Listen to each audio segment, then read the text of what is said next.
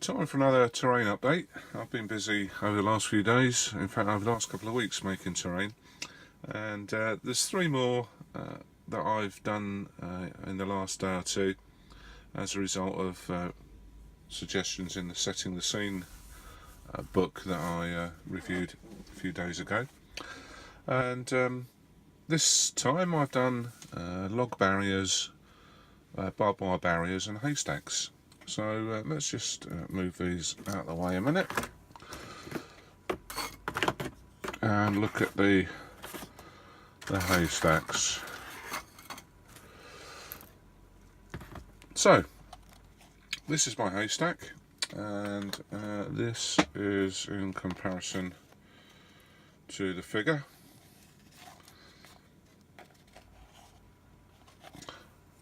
And the haystack is based upon a Morris's pudding container, winterberry puddings, 2 for $1.99 or something like that. So instead of chucking them in the recycling bin, I've washed them and used them, and they're very simply the base of the haystack.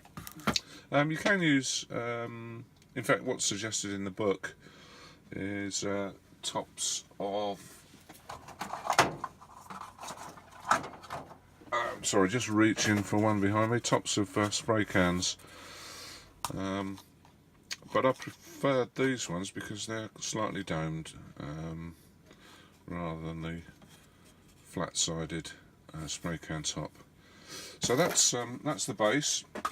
That's glued on to a piece of cork,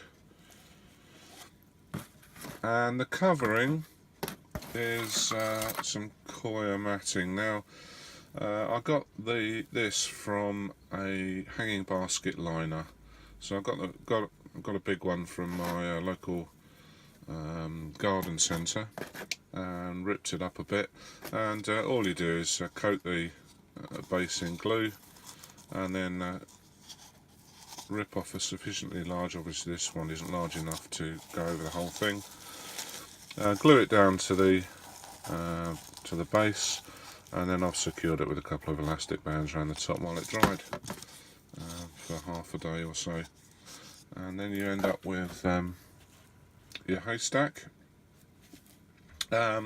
Just a little tip, that side's fine, but this side was just a little too thin in terms of the amount of coir, and you can see the black. But I think I painted them. Oh, what I did actually is I coated them in filler first. So I coated this in filler, painted it brown. So I think next time, I think I painted it dark brown. Next time I'll paint it a more orangey brown so that it kind of matches the colour. So if you do get thin pieces where you can see underneath, it'll be the same colour as the haystack. So the base is PVA glued, and then my usual sand, and then dry brushed brown. I haven't added any green flock to these ones as they're in the middle of a field. So I've done a few of those. Next up is my log barricades. Very simply, just sticks or twigs cut into sections and hot glued down, and then based up with the sand, dry brushing, and a bit of green flock here and there. So that's those. I made them from these. Excellent value at the pound shop. One bundle for £1, and you can make gazillions of things with these, from proper tree trunks to barricades and all sorts. I've used quite a few already, and there's tons left just for £1. And lastly, my barbed wire barricades. These are barbecue skewers. So there's my barbecue skewers. Not sure whether I'll get them at the moment because they're from Morrison's barbecue section, and being in the middle of the winter, I don't suppose their barbecue section is very big. But you might get them. Kebab skewers. I think they're about 89p for a gazillion skewers. So those are cut up and painted, stuck together with hot glue. No, actually I stuck them together with PVA glue, that's right. And the homemade barbed wire, which is this stuff here.